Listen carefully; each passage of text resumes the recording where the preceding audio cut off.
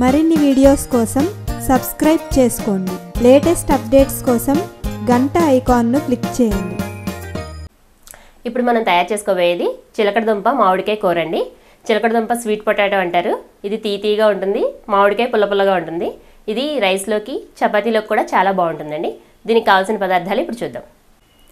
దుంప మామిడికాయ కూర తయారు చేసుకోవడానికి కావాల్సిన పదార్థాలు: మామిడికాయ ముక్కలండి.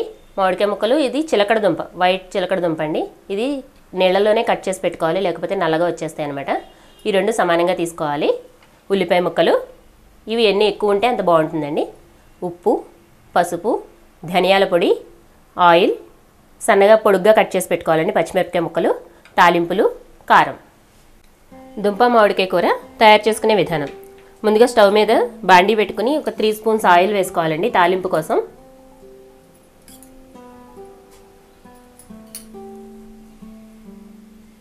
ఆయిల్ హీట్ అయిన తర్వాత తాలింపు వేసుకోవాలి.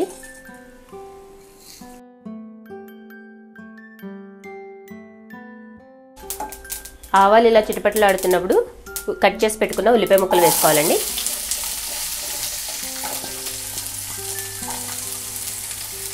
ఉల్లిపాయ ముక్కలు, కట్ చేసి పెట్టుకున్న పచ్చిమిరపకాయలు, కరివేపాకు కూడా వేసుకోవాలి.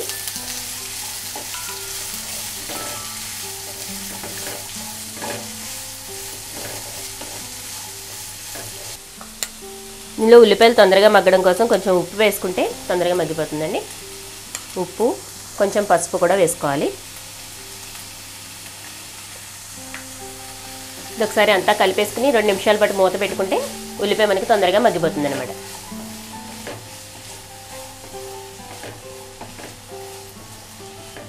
ఇప్పుడు ఒకసారి మూత పెట్టేసుకుందాం. ఇప్పుడు మూత తీసి ఒకసారి కలుపుకోవాలండి. ఇలా కలుపుకున్న తర్వాత ఇప్పుడు ధనియాల పౌడర్ యాడ్ చేసుకోవాలి.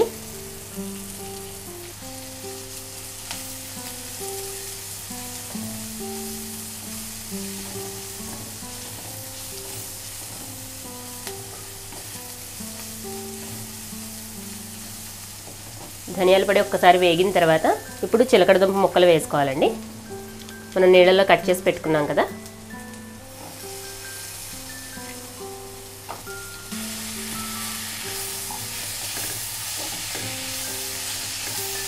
ఇందులోనే మామిడికాయ ముక్కలు కూడా ఇప్పుడు యాడ్ చేసుకోవాలి.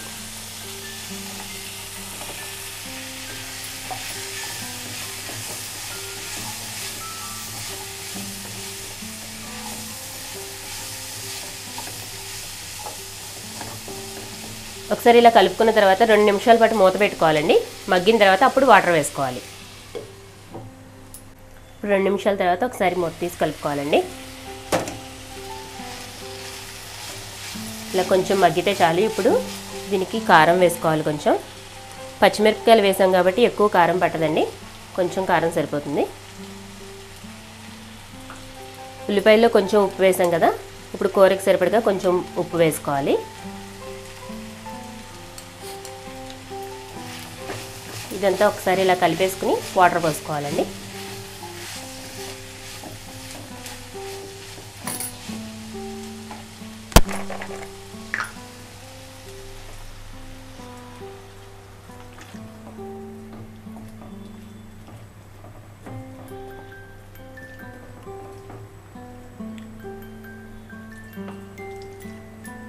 ఇప్పుడు ఇది ఒక 10 నిమిషాల పాటు ఉడికిపోతుందండి మొత్తం. ఇప్పుడు మూత పెట్టేసుకుని 10 నిమిషాల పాటు ఉడకపెట్టుకోవాలి.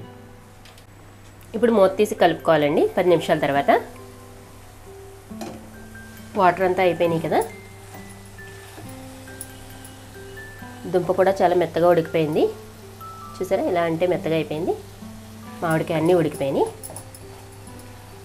ఇది చపాతీలోకి బాగుంటుంది, రైస్లోకి కూడా చాలా బాగుంటుందండి. పుల్ల పుల్లగా తీతీగా ఉంటుంది, కారం కారంగా.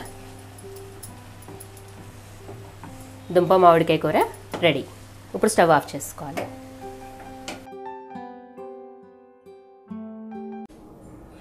మీకు ఈ వీడియో నచ్చినట్లయితే లైక్ బటన్ని క్లిక్ చేయండి. అలాగే మీ అభిప్రాయాలను కామెంట్ బాక్స్లో రాయండి.